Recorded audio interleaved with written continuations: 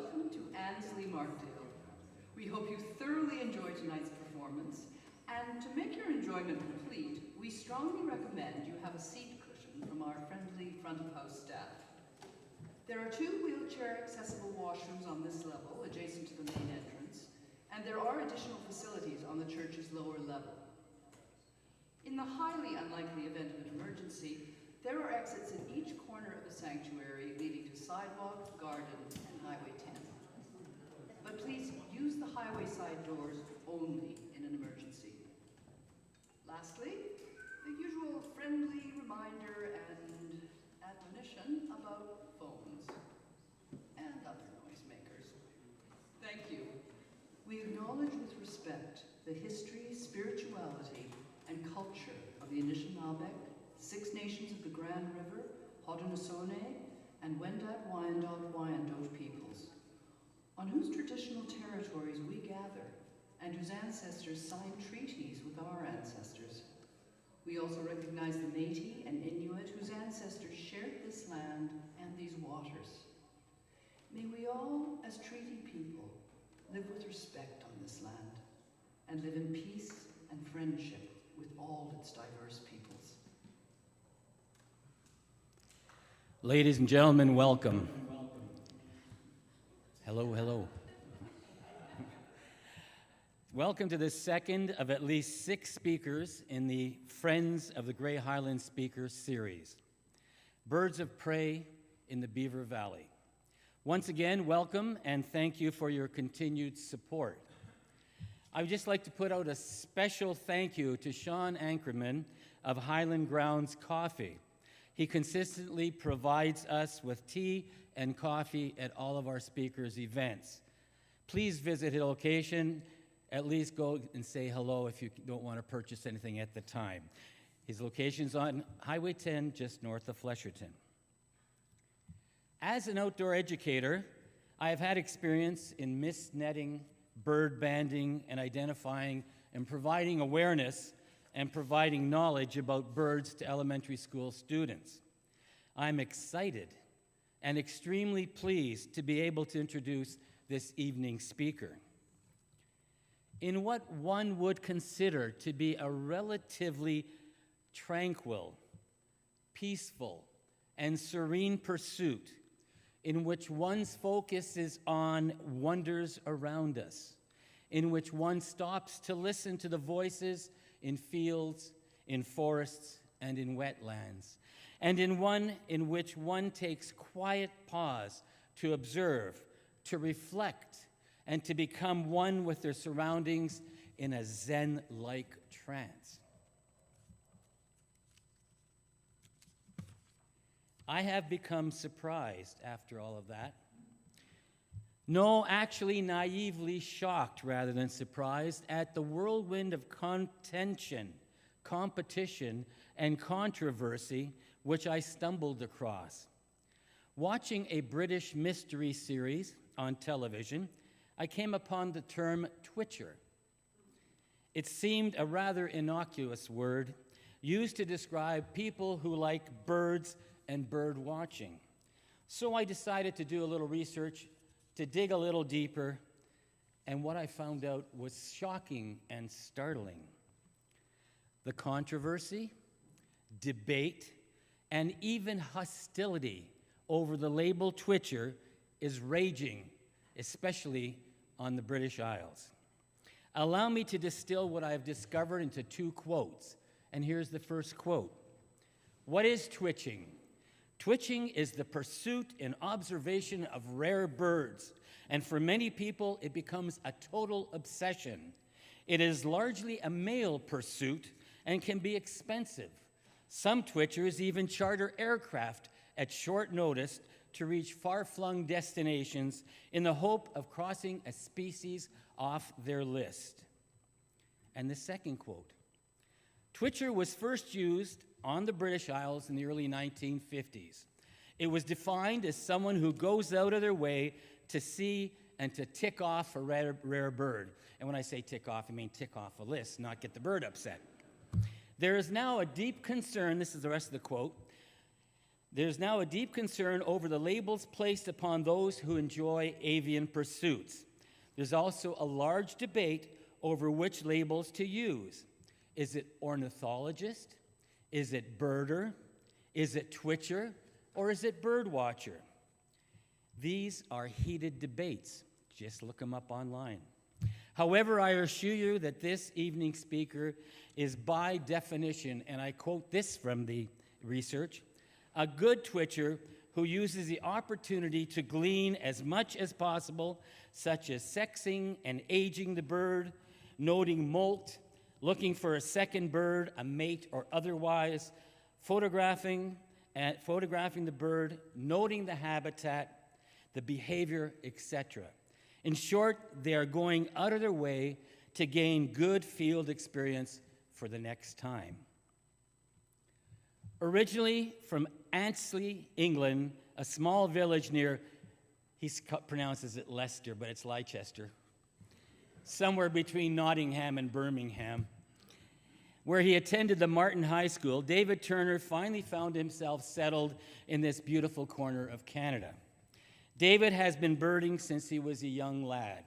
Growing up in the English countryside, his interest continued after he moved to Canada in his late teens and was strongly reignited again after he spent time in Central America. David is a popular leader for the Owen Sound Field naturalists and with local birders with a focus on the Beaver Valley. He has been a contributor to the Cornell University Lab of Ornithology in Ithaca, New York. During the pandemic, he started up a quote-unquote, Birding Beaver Valley Facebook group for a few interested people, and it has grown into numbers in the hundreds. He co-established an ecotourism guide for the Boots, Birds, and Breakfast ecotourism, what would you call it? Not a ecotourism what? Yeah, okay, ecotourism birding, thank you. It's not twitching. And nature tour company in the Beaver Valley. David is also a lifetime botany enthusiast, a professional gardener and plant health care specialist, an accomplished nature and bird photographer, and the owner, art consultant, and curator of the art gallery Local Color in Fredericton. Ladies and gentlemen, please welcome and join David as we go on this fascinating outdoor birding adventure.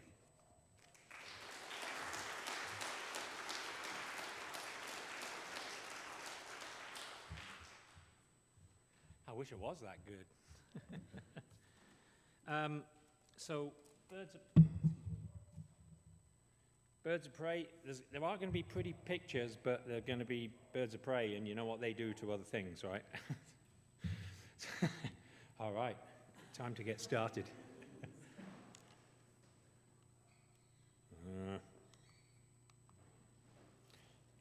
Right, technically that is a bird of prey. That's a turkey vulture, and I would imagine everybody has seen them around here, like flying with their beautiful wings up in a big V. They teeter on the wind like this when they fly around. Mostly eating carrion, and that's why they're up here. They followed the roads, they come back. Their migration follows the animals as they wake up and come out of hibernation, so they can eat them and other things. They have a couple of very interesting things they do. When harassed by predators, they have a very, very strong stomach acid. It's up to 100 times stronger than a human's. And they can projectile vomit said stomach acid up to 10 feet, which they will do right into the face of anything that gets in the way. So if you see one, maybe don't get so close.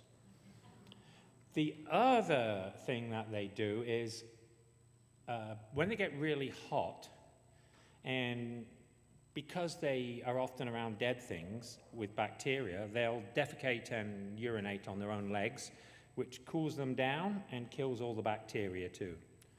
They don't do it on their heads. They're just kind of naturally weird looking. So this is a juvenile, and you can see it completely lacks the head color. So that would be born in its first year.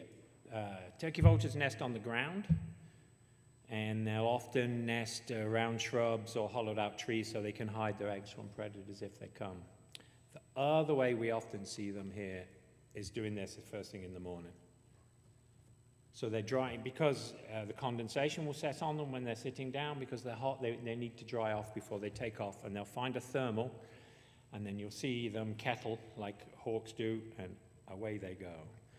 The turkey vulture is also the most widespread of the New World vultures. We find it all the way from Canada, all the way down to the southern tip of Argentina. All right, so now we'll move on to,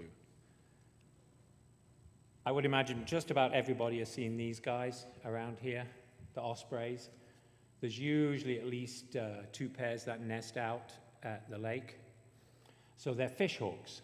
Their diet is pretty much exclusively fish. They will take a couple of other things.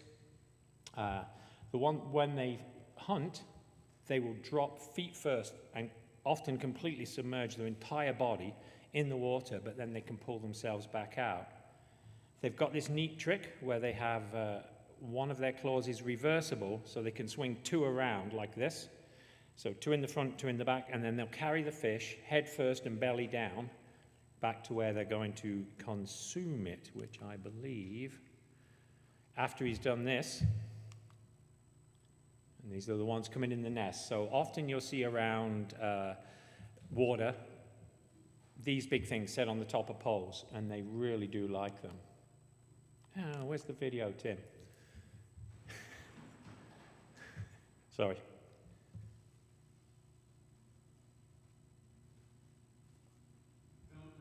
Okay, so we won't show the video of it chewing a fish to pieces.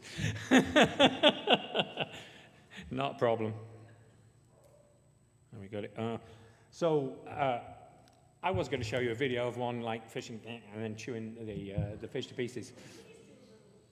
I could do, okay, that'll work just as well. So the other thing about these guys is they have very, very oily feathers. Because they plunge themselves completely into water, they need to be able to not get waterlogged, because they can come from completely under the water, out of the water with the fish, and then take off right from the water. Now we'll move on to... This one's in the winter, just before they leave. So these guys, this is a northern harrier, sometimes called a marsh harrier. These guys are hunters of open fields and wetlands, and you'll see them, they glide low across the field, hunting for voles and other things like that. They're a summer and fall bird here, and they will leave in the winter, but as you can see, this one got caught on a post. Aha, got him. And this is the female, which looks like completely different. They've got a very owl-like face. So this one was about 10 feet away from the other one, so I'm believing they were a pair and they were nesting here. They do breed in the valley. Most of the birds that are in this presentation do breed in the valley. I'm going to move on. All right. So now we're going to move on to our first classification of birds, accipiters. So the accipiters are Cooper's hawks, sharp-shinned hawks, northern goshawks, mostly here. So this one is a male sharp-shinned hawk. So this is the smallest hawk we have in the valley. They are here now, and they are breeding here now. The female here, is bigger than the male, quite substantially, about 25% larger.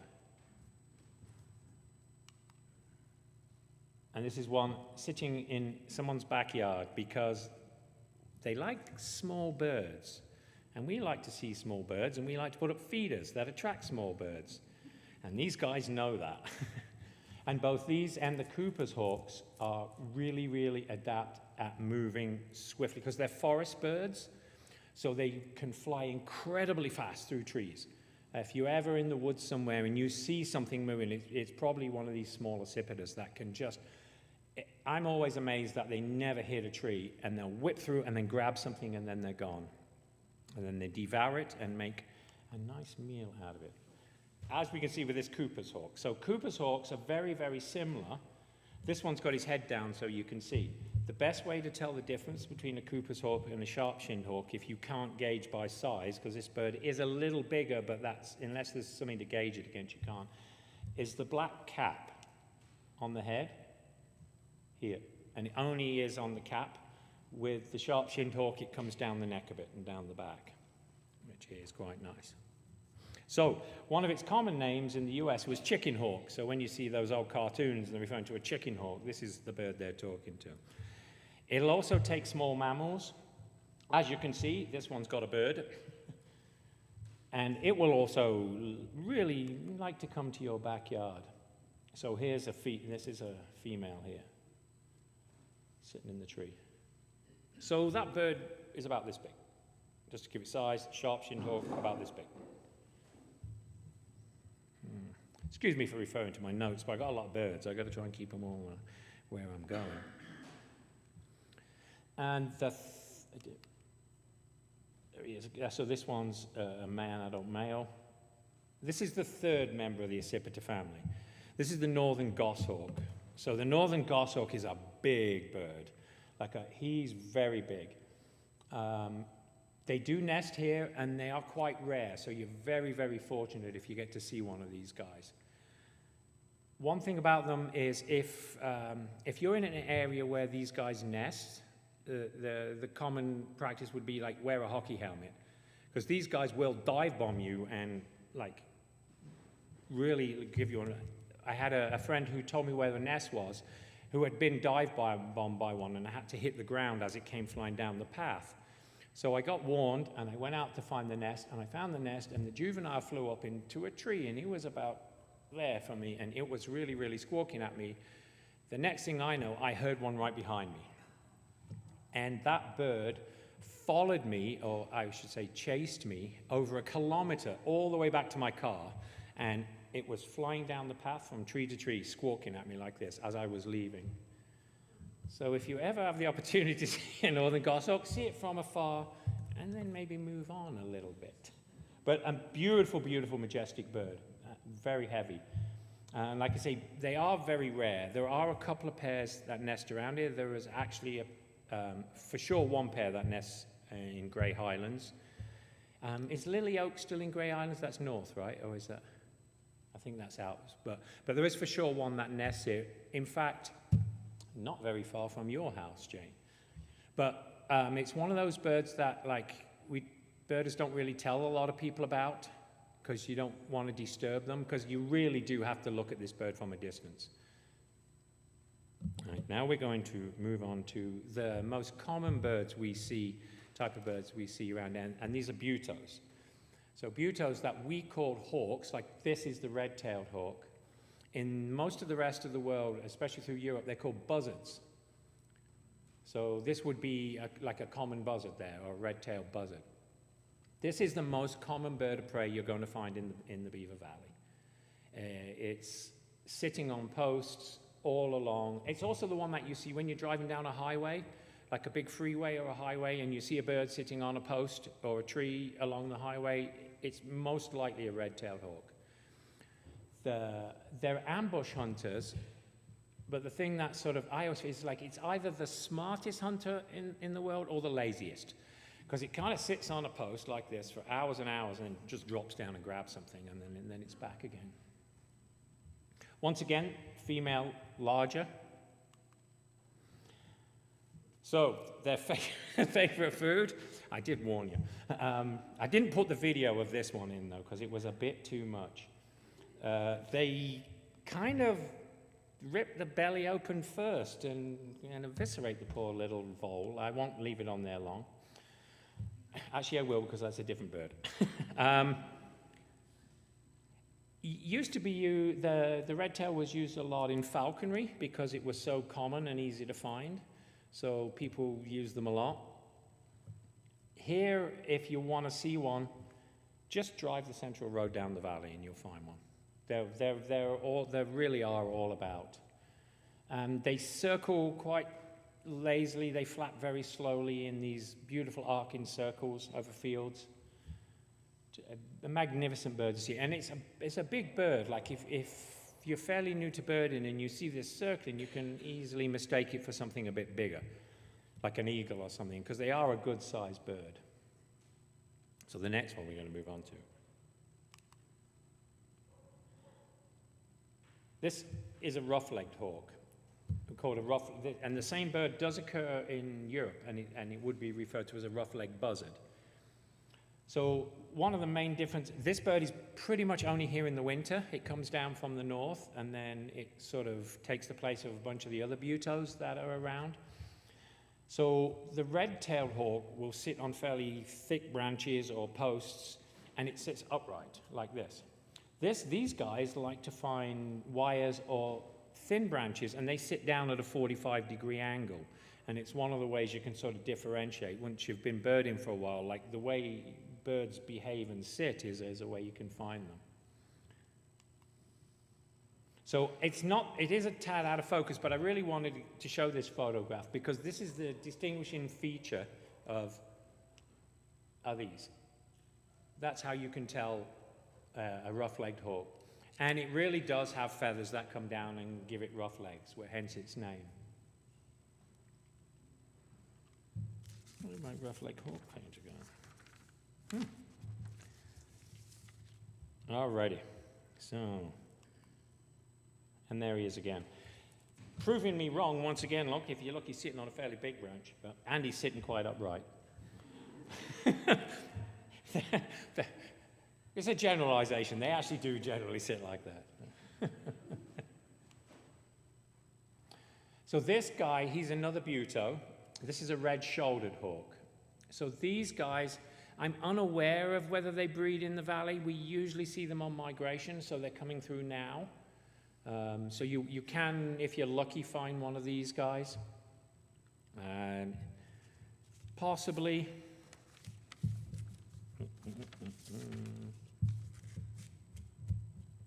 And one of the things about these guys, if you find a nest, they are one of the birds that come back and back and back and back to the same area to breed. So they will be there. They breed a lot in eastern Canada, and like I say, you do see them here moving through. I have seen them here a few times, but I've never found evidence of them breeding here. And this is one showing why it's called a red-shouldered hawk. Oh, yeah, wrong button.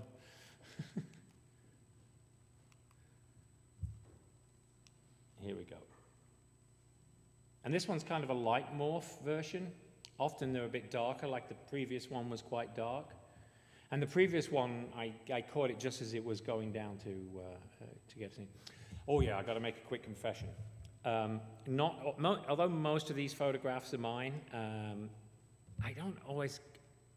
Sometimes I'm just looking at the bird too much and I don't take pictures. And I realized I didn't have as many pictures of raptors as I'd like. So there's a couple of these that are actually from a friend. This one is from a friend. So this is the other buto that comes through often and occasionally nests here, but is usually moving through either in the spring or in the fall. This is a broad-winged hawk.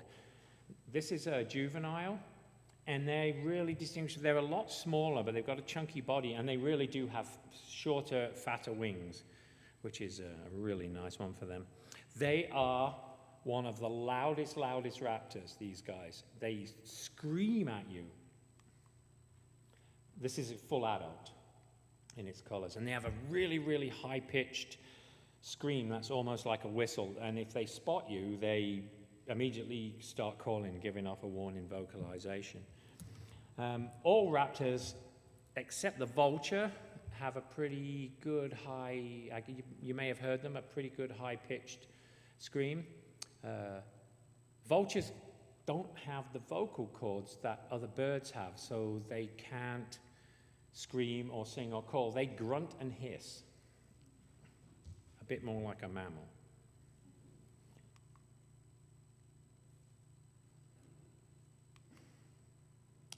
It's always a good day when you see an eagle. This is one of my birding sayings, and this is I think the most majestic of the raptors that we have in the valley, and we are really fortunate to have several breeding pairs in the valley. Anybody who canoes or kayaks between the two 1 and 2 river inputs, there's a huge nest there. I'll show you some photos of a nest later. But these guys, they're called fish eagles. They're probably about 50% scavenger though. So these guys, unlike the ospreys, pick the fish off the surface when they swoop by. But they're more likely to harass an osprey and take its fish away from it than get one itself. And you often see them in fields on carrion as well. But we do have a really, really wonderful, wonderful population of them here. It's the largest bird of prey that we have here, 6.5 kilograms that the bird can weigh. And this is a pair. And the one on the right is probably just turning 5 years old. That's how long it takes for them to get their full white head and their beautiful white tails that you see when they're green through the sky. That is out at Lake Eugenia. Although this bird is massive, it gets mobbed a lot. You see crows mob it, other birds mob it. And this year, well, I've got 2 witnesses here for this story. So we were in Thornbury and we saw one of these guys, and it's the one that, there's one that nests out at the Thornbury Pond. He flew up the river and got a red-winged blackbird pretty mad at it and carried on. And when it came back through the red-winged blackbird's territory. Now, the red-winged blackbird did not like this, and no matter how big this bird was, that red-winged blackbird swooped around above it, dropped down, landed on its shoulders between its wings, and was pecking on its head as the eagle was flying down the river. And that poor eagle, like, he didn't know what, he couldn't do anything about it. It's a massive, powerful bird, but it could do nothing about this ferocious little red-winged blackbird pecking the heck out of it. So this is a juvenile. And often people can mistake juveniles for golden eagles. But this is what a juvenile looks like. Like I said, it takes 5 years for a bald eagle to mature and get its full head. Otherwise, they sort of mottled like this. And this is one just waiting for a piece of fish to defrost on Lake Eugenia. But what a magnificent creature. I absolutely love these birds. Now that is a big nest. So this is the one in Thornbury. And if you look, there's 2 chicks here. So they have chicks in the nest now. They lay their eggs at the end of February. So they're very early to nest. So the average size of a bald eagle's nest is 8 feet across, 13 feet deep, and weighs a ton. And if you look, there are logs in there. And they come back again and again. And most things won't kick that out of its nest when it's there. That's quite something. And that is a golden eagle. So a myth about the golden eagle, people say, oh, it's really big. It's not as big as a bald eagle. We really do only get these in the winter that come down. They are very rare, golden eagles. But we do get them in the valley. This one was taken by a friend of mine, because, like I said, you can't always get them. I've never, ever been able to get a photograph of a bald eagle. I've seen them quite a few times in the valley, but I've never, ever been able to get a photograph of one. But my friend Bruce Edmonds was lucky enough to be out, and he got this one. And as you can see, did it again. It does actually have a golden head. And when they turn in the sun, their head shines golden. But as a young one, this real white in the tail is a defining with the black edge. That's how you really tell the difference. A bald eagle will either be all white in the tail or it'll be mottled underneath and dark, and it won't have these 2 wing patches either. But like I said, you'd be very lucky to see one of these in the valley. But always worth looking. Our other most common bird, so we're on to falcons now. This is the American kestrel. This one's a male. Unlike most of the other raptors, kestrels are basically the same size, but can be differentiated by color rather than size. Like eagles, butos, accipiters, they all look identical, the males and females, but the female is larger. except for kestrels, which is a tiny little one. Sometimes called a sparrowhawk, but that's wrong because a sparrowhawk is actually a bird that lives in Europe, and it is an accipiter related to the sharp-shinned hawk. So these guys, falcons. We know about falcons, how fast they are. They have those beautiful jet-shaped wings, and they fly really, really fast. These guys, I gotta say, you're probably gonna most likely see them on a hydro wire. And driving through the Beaver Valley right now, you probably find 3 or 4 or more of them sitting on hydro wires all along. Sorry, that one was the female. This is the male. And the main differentiator is this beautiful gray on it. And they look like they're crying. But very, very small. They'll also, although they take small songbirds, the majority of the food they hunt is insects, grasshoppers in particular, and which they snatch you'll often see them. They'll hover over the field. They can really hover and stay in one spot, and they'll hover over a spot when they've got their eyes on something, and then they'll drop into it and drop right on top of it. They're just beautiful things. They will take small mammals, mice and voles if they can, but like I said, insects is generally what they go for. The next size up is the merlin. And merlin's populations have really, really increased over recent years because they've become quite habituated to urban settings. Like there's a pair that lives in Flesherton, and they have, once again, a high-pitched squeak that they go around. So it is bigger than a kestrel, probably twice the size, but same shape, that beautiful, beautiful wing pattern. These guys mostly eat songbirds. They will take voles and other things, but mostly songbirds. And I don't think you can see it. So this pair, and this is the pair from Flesherton. So you can. They're always up in trees. That's why they're hard to photograph. Like you can get most raptors. You're taking photographs up into them. So these guys will buzz around. They build their nests in evergreens quite high up, and although they eat a lot of songbirds, it's their main diet. Some songbirds will build their nests in the same tree as the merlin underneath it as protection, because nothing's really going to come and try and predate on their nest when you've got these guys sitting at the top of the tree.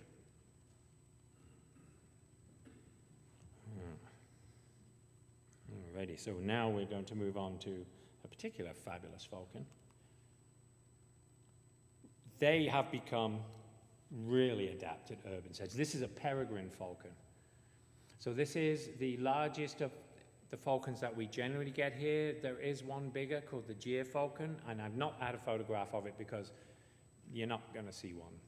If you see one in the Beaver Valley or Grey Highlands, consider yourself really lucky. It's a massive falcon, very white. These guys, they like big buildings, so that's why you see them in cities, because they remind them of cliffs. Because not only is it probably our most recognizable falcon, and these birds are all over the world, all through Eurasia, all through North America. DDT almost wiped out the peregrine falcon. It went up the food chain, and they were the premier bird in the food chain.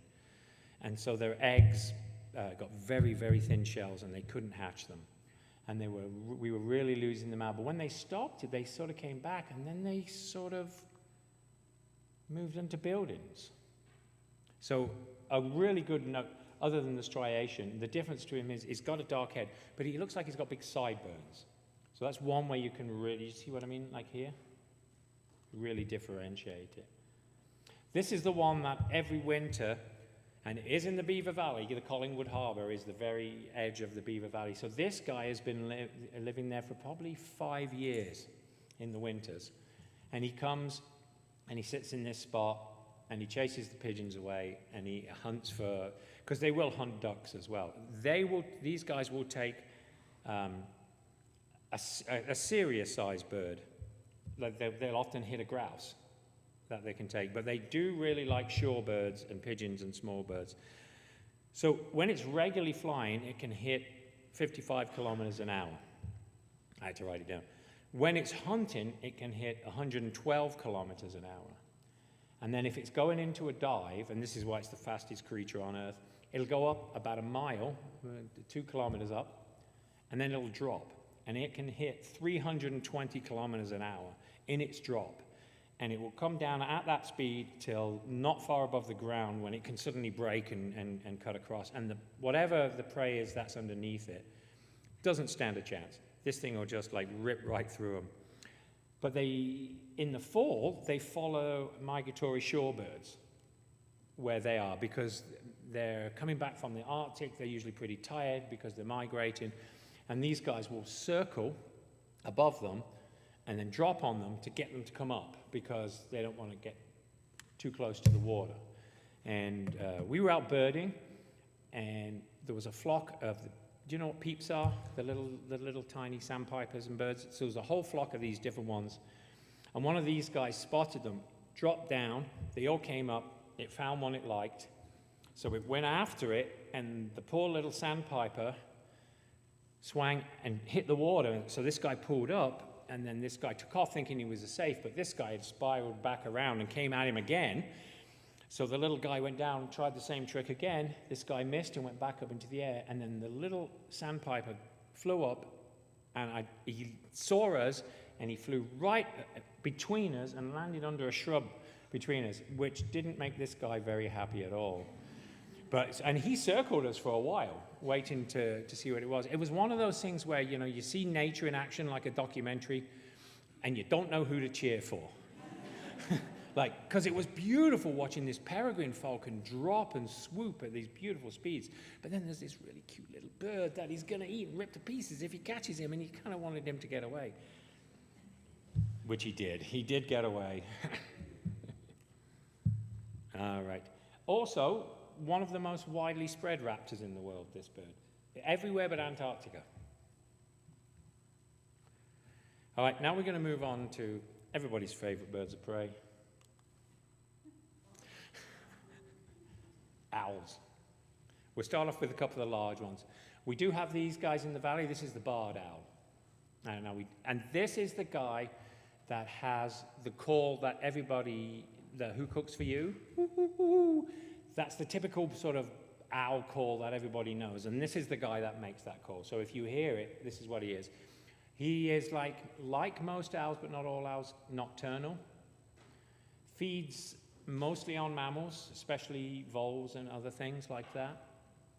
But will also hunt screech owls, like a smaller owl. Very well camouflaged. This guy's in an old apple tree. So and of course, they fly silently, right? They've got specially designed feathers, owls, that when they flap, make no sound. The ends of the feathers are quite raggedy, and they make zero sound. So you will never hear one come in if it calls. And for most owls, if you're out looking for owls, winter is the best time, and daytime when they're roosting, because they're just sitting, and they'll only move if they're disturbed. And, of course, can do the head. He'll sit around and look at you. And we do have them here. They're not common, but they are in the valley all year, and they do nest here. So this is the big, ferocious owl. Of our owls that we have here, this is the most common of the large owls. This is a great horned owl. This guy is not particularly happy because he was being mobbed by crows and blue jays. Smaller birds mob small owls, larger birds mob big owls, because they know that if this guy's around, there's a chance that someone's in big trouble.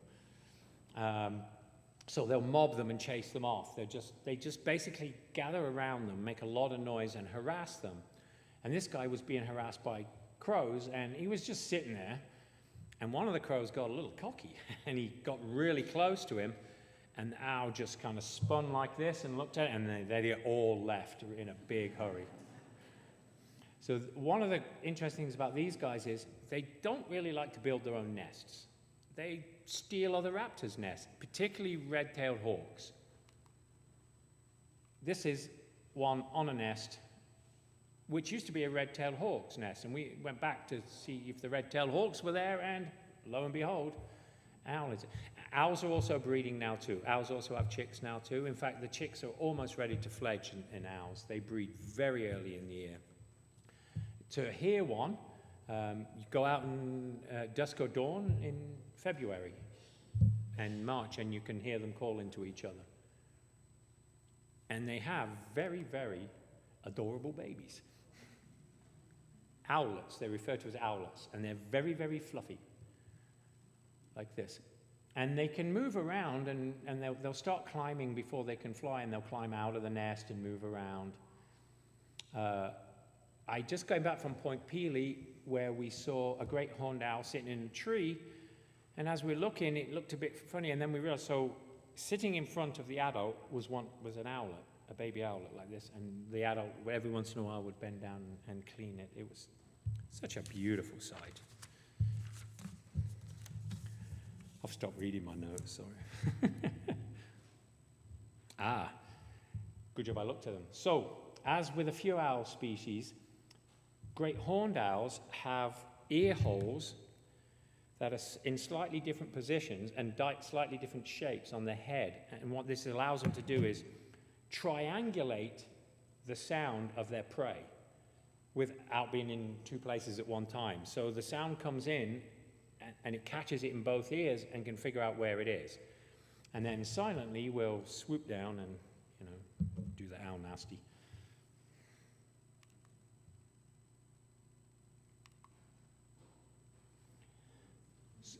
So this is the long-eared owl.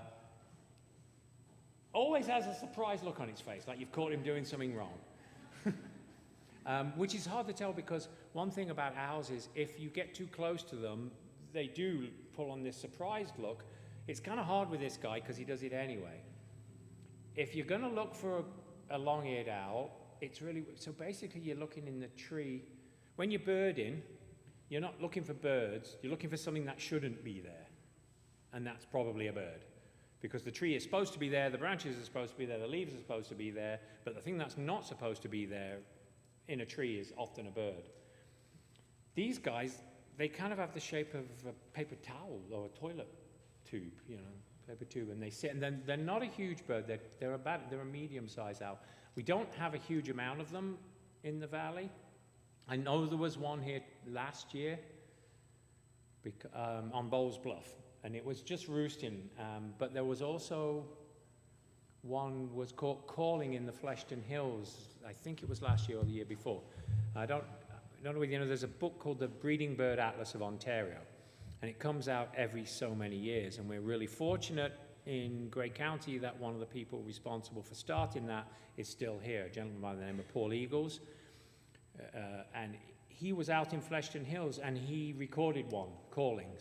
And it was calling for a mate. So, didn't find it again afterwards. Didn't find sign of its nest or anything like that. These guys, rather than in the woodlands, like woodland edges because they're hunting small creatures around the edge. So they'll sit there. But once again, another nocturnal species. This is my favorite owl. This is actually one of the most common owls, but hardly anyone ever sees one. So this guy, I refer to them as pocket owls, is like this big. He's a northern saw-whet owl. And it's got a real kind of trill call that they make, and they're about everywhere, but you hardly ever find them. You hardly ever find them. And it's one of those things, again, in the winter, look for them while they're roosting. And they sit close to the trunk of relatively small trees, so you kind of have to get in and look around. And kind of the best way to find them is to look for their frass, look for their feces, which is white. And because they go back to the same roost all the time, it'll be on the ground and on the trees. So this was the first one I ever saw, and I really did want to put him in my pocket and take it home. But another way to find these, like I said, our birds mob owls. So chickadees and little things mob these guys in particular, because that's kind of the size of prey that they'll be taking. They will also take voles and stuff and insects, but being nocturnal, they'll go after go after birds when they're sleeping. This one is a short-eared owl, and the short-eared owl has such a beauty. You'll see it from there. So the time to see these guys, although nocturnalists, they mostly hunt at dusk and dawn. So if you can time it right, they roost on the ground, they'll roost in scrubs, and they also like to roost around hay bales, like around where farmers put hay bales, often near hedgerows, and they like to roost there. So if you've got an idea, if there's an open field and some of that there, keep an eye out at dusk and dawn, because these guys come out and they glide fairly low over the fields, looking for small rodents and all those stuff. And that's what one looks like. And its face, it shapes back like this to channel sound into the, because they hunt a lot by hearing.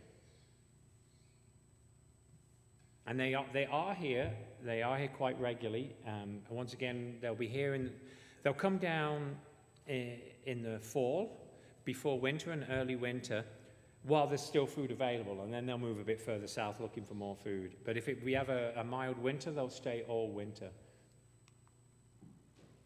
So I'd have to say, probably, everybody knows what that is, right? So that's a male snowy owl. So probably the most popular bird, let alone bird of prey that there is the snowy owl. Even non-birders want to go see snowy owls when you find snowy owls. And we do get them in the Beaver Valley.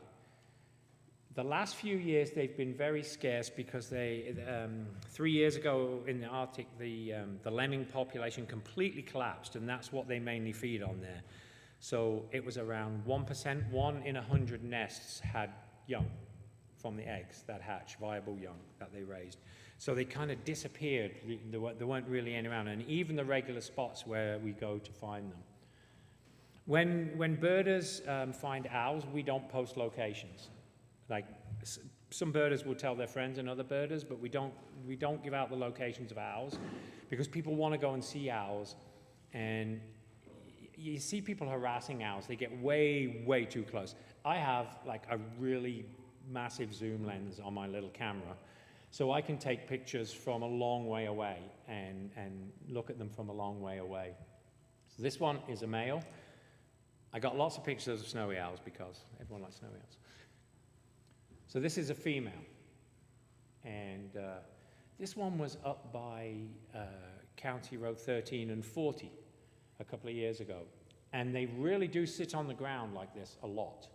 So you'll see them in fields, and if they're in a cornfield, that camouflage is brilliant. Like, they're really hard to spot. Their yellow eyes give them away, but other than that, they kind of sit on the ground, they sit on tussocks. They're from the tundra, so they don't really have big trees there. This one's a juvenile, and you can see he's very striped. Sitting on some low-growing poplar. And hard to spot, right? Like if you're driving along, and like how do you spot that guy? Can you guys see okay? Hard to spot that guy sitting there like that. But that's kind of like a favorite perch or a mound of dirt or some bricks or a hay bale or something like that. They will go up higher onto telephone poles sometimes, but they really like to sit around this height. Now, these are truly diurnal hunters. They're not nocturnal. They hunt during the day, and they're up all during the day, which makes them really popular with birders because we can find them and see them. Well, if you can find them, find them. So this one is what we refer to as a bucket owl. We've probably got some farmers here. You know, farmers put those big white buckets in the fields so they have lines for plowing and mowing and all of that stuff.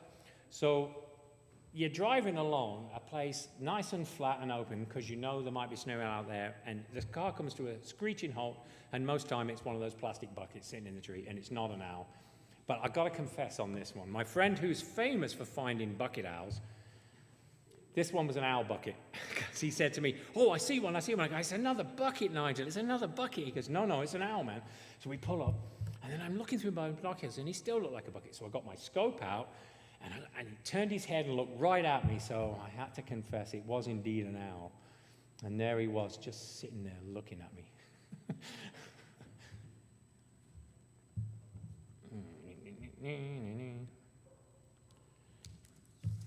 I got some notes that I need to read on this guy. Right, high Arctic. That's where they are.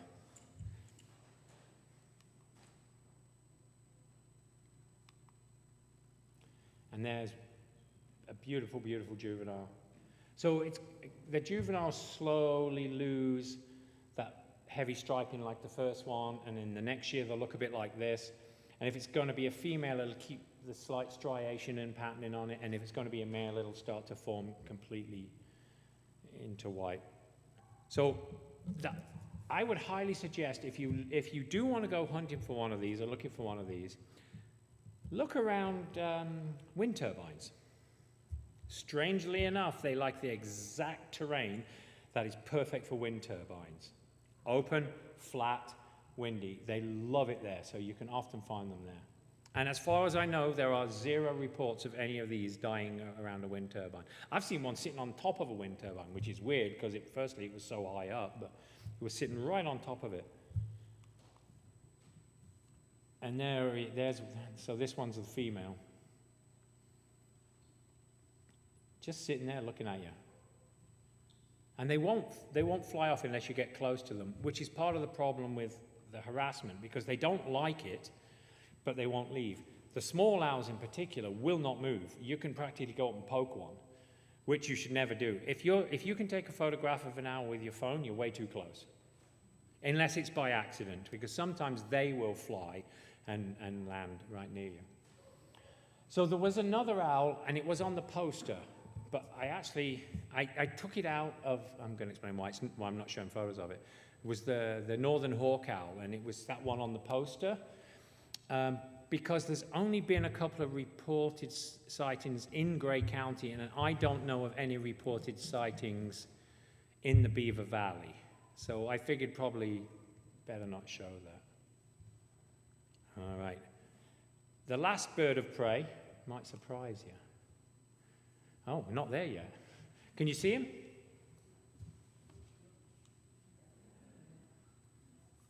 This one's the eastern screech owl. Like, quite common. It's the one that most people see. These guys, if you put an owl box up in your backyard, these guys will come and nest in it. You put it up a certain height. They don't want it to be too high. During the winter, they love crags and crannies and little holes, and they blend right in. Like, it looks like the bark of a tree. They have this really crazy sound. It's kind of like, it's like whinnying. It really does not sound like an owl should sound at all. So these guys are like a medium-sized owl, and they will come to your backyards as well, and they'll be around, and they love farms. And so he's come up because it's sunny and he wants to get warm. So he's been like roosting in that hole or further up in the tree. And when it gets sunny, this is a good time to look for these guys. In the winter, again, is the best time to find them, because they're cavity nesters, so they're kind of scoping out the little holes they want. And this is a screech owl also. Move back so you can see it. So this is a red morph screech owl. And they do come in this color pattern as well. And this guy is in a nesting box that somebody built, and he blends right in. We were doing the Christmas bird count, and everybody walked right by this guy, and I just, off chance, thought, is that leaves? And picked my binoculars up, and there was this guy. He wouldn't open his eyes, though. And interesting enough, you can often find pairs where one will be a red morph and one will be a gray morph. And that's a fairly common thing.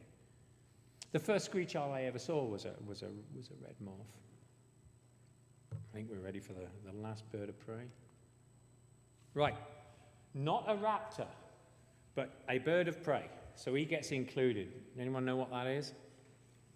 That's a northern shrike, commonly called the butcher bird. And I'll explain why. So, northern shrikes sometimes catch a little more food than they can eat, because they're a predatory songbird. They have a beautiful song. They are a passerine, but they are predatory. And they will sometimes catch more food than they can eat. So what they do with them is they take them to hawthorn or buckthorn or barbed wire fences, and they hang them on the spikes.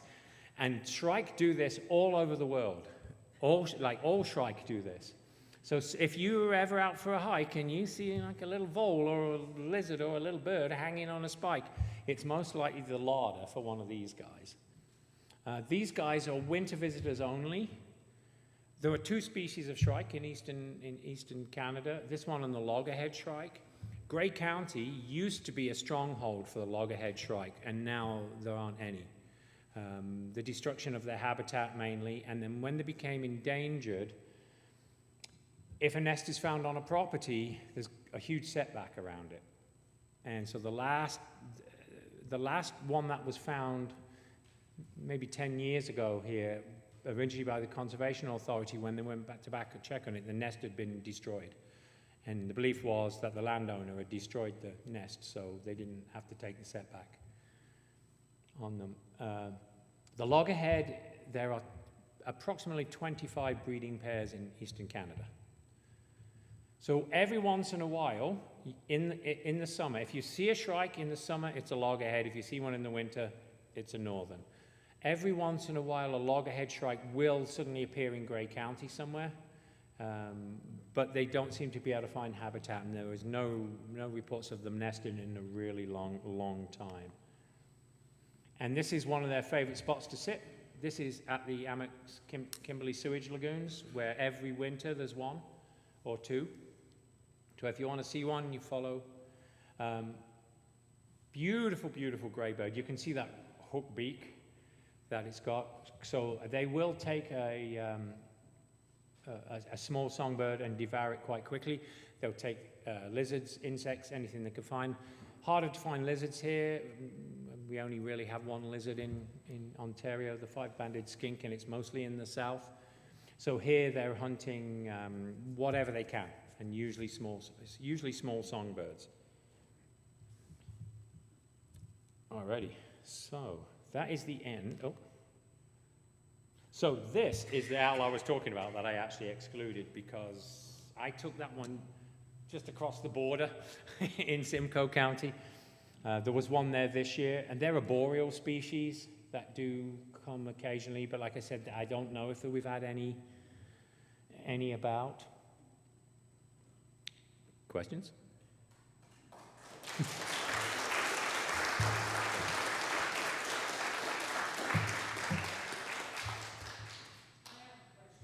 Oh. Do owls eat pigeons? A big owl would take a pigeon if it could. If it could get it, yeah. Like we have a lean-to in our barn, so it's a three-sided lean-to with a roof on it. Right. And in the winter, Anthony will find pigeons with no heads on them. Right. Yeah. So some owls will take, like, actually, strange enough, even a screech owl, that little owl will actually, if it can get a mourning dove, is on its list, but the bigger owls for sure would take one if they can. You know, like we've had a little screech owl in the barn. Right. And this year, Anthony actually found one on the floor, so we brought it in the house, but I think he survived more than a few hours in the barn. Yeah, something bad happened. He probably fell from the nest or something. But yeah, they will take pigeons. Yeah, and the smaller owls are pretty ferocious hunters. Even that little saw-whet owl is a pretty ferocious hunter. And they'll tackle, like, yeah, especially the screech owl will tackle something like a reasonable size. I'm trying to, one of them will take grouse. Is it the screech that will take a grouse? No, one of those will take a grouse. Yeah, it was quite interesting because every morning for about a week, there'd be a dead pigeon with no head. The common rock dove. Anything else? We have kingfishers. Are they considered predatory or not? Well, not only to like insects and fish, yeah. Although actually kingfishers, now having said that, a lot of kingfishers actually don't necessarily live by water and don't necessarily hunt fish. Like some of the Eurasian ones do, and ours, like the banded we have here, that does take fish. So I mean, they're predatory in the fact that they'll, yeah, they're not vegetarians. Generally, for predatory, I mean, like insectivores are technically predatory, but we don't call them predatory. So yeah, and like birds of prey are usually the raptors most likely, but the shrike gets thrown in there with them just because it's such an anomaly that a songbird, and that bird has a beautiful song, would take a prey. I think people sort of like the fact that it's an anomaly, but yeah, but kingfishers so technically would be a predator because they do hunt for their food. How do the birds see the fish in the water? Great eyesight, great binocular vision, and they can see them. It's almost like so they also have special covers that they drop when they drop on them, right? They cover the eye, so when they drop into the water, they don't get water in their eye. But they also have their vision is set up with their eyes on the side of the head that they can also count for the refraction of the water. So you know, like when we see a fish, it's actually not where we think it is. But when an osprey sees a fish, it is exactly where it thinks it is, where it goes down for it.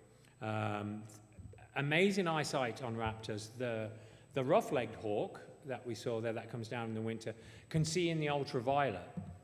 So it can follow voles by their pee, because urine from small mammals, especially voles, like kind of glows in the ultraviolet spectrum.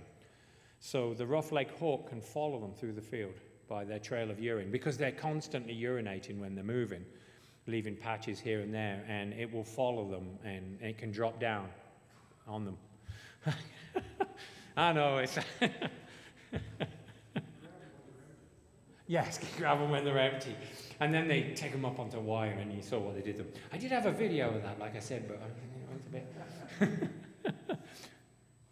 I was photographing bald eagles up by Williamsburg a couple of years ago. There was a nest there that they were returning to. Well, I saw them returning there for 2 years. The third year, I was, of course, waiting for them at the road and photographing them. But as I was waiting for them to come back to the nest, now this is in mid-April, I was waiting for them to come back to the nest, and a blue heron flew over and landed in the nest. I was in there for maybe 4 or 5 minutes, and then he left, and I never saw those eagles there again. Oh. Have you ever heard of like blue herons would raid an eagle's And nest? he goes, I wouldn't think they'd have the courage, because they couldn't fight it, like, because they're they're big gangly things that eat fish. That's a risky strategy. That is a risky strategy, but of course blue herons nest high in trees. Yeah, so egrets and herons nest in trees. They're called rookeries, and you'll often see like whole loads of them together. You know the lighthouse island off of Collingwood? Yeah, so that was a huge heron and great egret rookery for a long time. It's not so much anymore, but they nest in colonies in trees. So they do build big stick nests in trees. Nothing like the size of an eagle's nest, because, like I said, an eagle's nest is the size of your car. So. Yes, they would for sure have eggs in there, and possibly chicks. Well, they wouldn't let him. I mean, if they saw something like that, it takes a lot to get an eagle out of the way. You know, you're talking like a 6.5 kilo bird of prey, and I don't know whether anybody has ever felt the talon from any bird of prey, but they truly, truly are razor sharp. You could not have one land on you without drawing blood, even if it wasn't gripping hard. I found one, I was gifted a red-tailed hawk from somebody one that had been hit by a car. So I preserved the feet from it, and when I cleaned them up, like, you cannot touch its claws. Like, you can't touch its claws, they're just that sharp. And eagles have particularly sharp claws, and particularly big, and they have a phenomenal grip. A bald eagle has I'm trying to remember. It's like 10 times stronger than a human can squeeze. So, yeah. Because when they get a hold of something, they get a hold of it. And they're not like the osprey that can switch its toe around and get a good even grip, so they have to grip really hard. The long-eared owl, are those highly functional in those ears, or are they decorative? They're kind of mostly decorative, yeah. They're kind of mostly decorative, but they are, they're functional in a way because they do channel. Like, interestingly enough, the one that channels the most was the one with the flat face.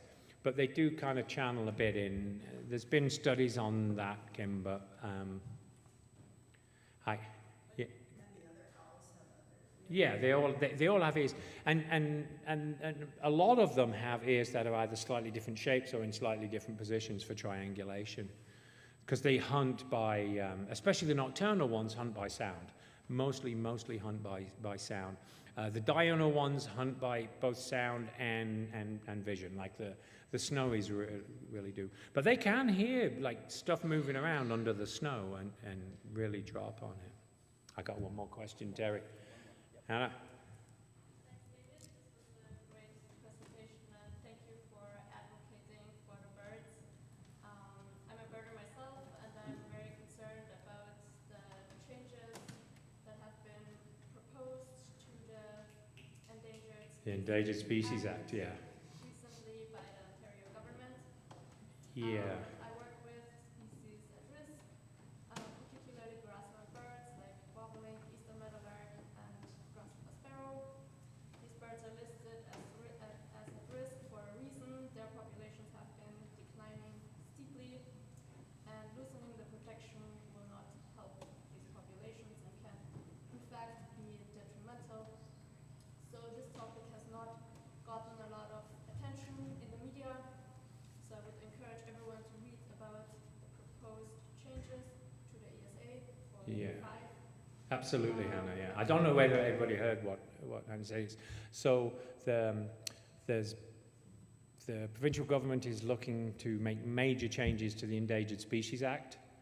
And some of the birds that you were looking at tonight are a species at risk, or are on that list, and others.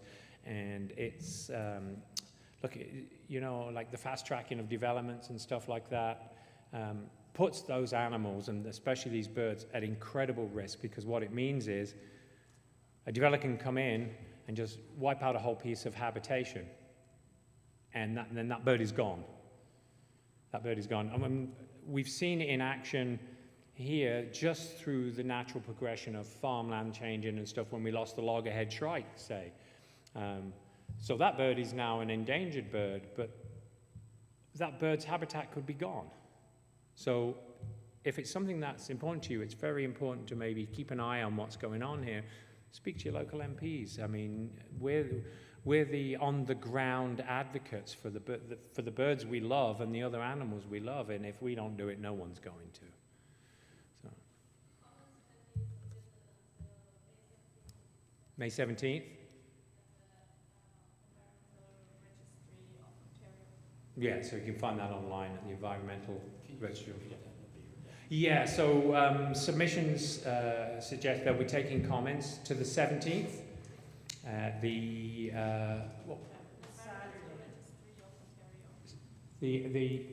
Environmental Registry of Ontario. Thank you, Peter. So the Environmental Registry of Ontario. If you have a comment, you can register it there and voice your concerns. And it really is worth doing. Like I said, we are the advocates for these animals. I mean, if we don't do it, who's going to? Thank you very much. Oh God, you can be in the light. I'm in the light. I'm going to stand this side, Joe. All right. After listening and watching your captivating presentation, one cannot but be marveled at the variety and large number of birds of prey who either visit or call this area home. Your enthusiasm is contagious, and your depth of knowledge is inspiring. As you look across the assembled this evening, you see rural people, many who have lived their lives close to nature and her wonders. One can just imagine the combined years of experience and knowledge present And yet, as my grandfather once told me, all your life you learn, and you still die stupid. Thank you for tonight, because tonight we have learned, and we can now rest assured that when we do die, we won't be as stupid. Thanks, Terry.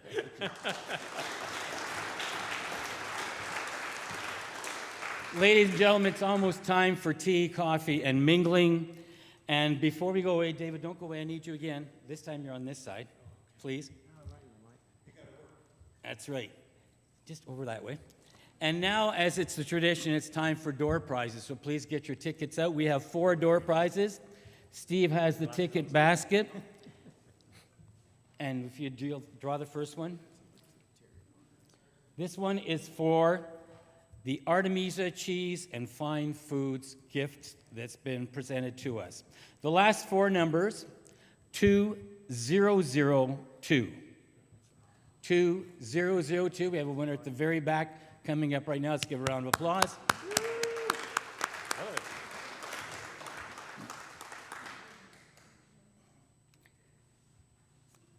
The second door prize has been donated by Brilliant Bread in Markdale. Thank you. Last 4 numbers, 1972, 1972. 197, here's the winner right now. Round of applause again. And we have 2 more gifts donated. The first one is, actually they're both books, so whoever gets the first one has the choice of either book. It's not that complicated, Steve. The last 4 numbers, 2016. 2016. This gentleman in front.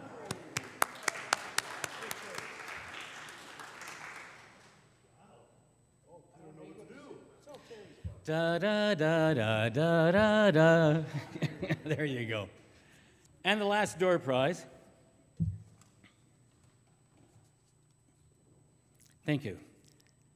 1971, 1971. That was a good year. I was 11. Thanks, Steve. That's great.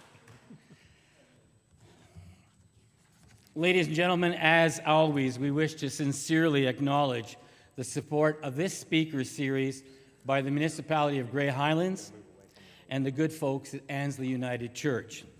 Additional thanks are also extended to our much valued community partner, Highland Grounds of Flesherton, who from, as I mentioned earlier, speaker to speaker to speaker donate coffee and tea. We thank them sincerely.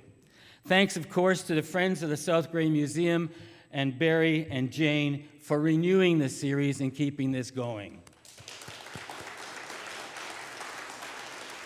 A special tip of the hat to the man upstairs, Tim Riley of Leaking Ambient Studios of Flesherton, for all the technical work. I have 2 very quick announcements before we continue on, if I can remember where I put the piece of paper. First of all, well, before we do that, I'm getting warm. Hold on, folks. The family farm, where's the lady who gave me that piece of paper that I can't find? Would you stand up and tell us what's happening, please? We own Edgestone Family Farm. We're opening for our 4th season this coming weekend. We're open Saturday, Sunday, and holiday Monday from 10 to 5. And my mother is celebrating her 90th birthday on Saturday, and we're doing coffee. Thank you. We also have a very special day today, so ladies and gentlemen, please join me in celebrating the 80th birthday of a person known to each and every one of us, a person who has worked in this municipality for years and years and years, and who has been a cornerstone of the success that we've had. Let's sing happy birthday, Stuart Halliday. Happy birthday to you. Happy birthday to you. I can't hear you. Let's go. Happy birthday, dear Stuart. Happy birthday to you. And many, many more.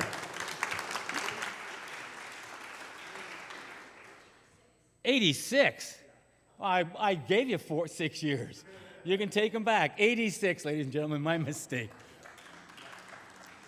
Ladies and gentlemen, this marks the end of the second of a series of speakers for the year 2025. We'd like to remind you that at this time, to join us again on Thursday, June the 19th, for the next program in this series. At that time, Bob Henderson will be here for a presentation entitled Algonquin Park, 59 Years of Stories. Bob is an avid canoeist, outdoorsman, and an expert on the history and the future of Algonquin Park. Once again, thank you to each and every one of you for your attendance tonight and for your concern about nature and the future of birds, animals, and wildlife in our area. I'm Terry Moker, your MC, bidding you a fond farewell until next time. And don't forget, David will be available for some discussions with you after this. And don't forget coffee and tea. Thanks again, and good evening.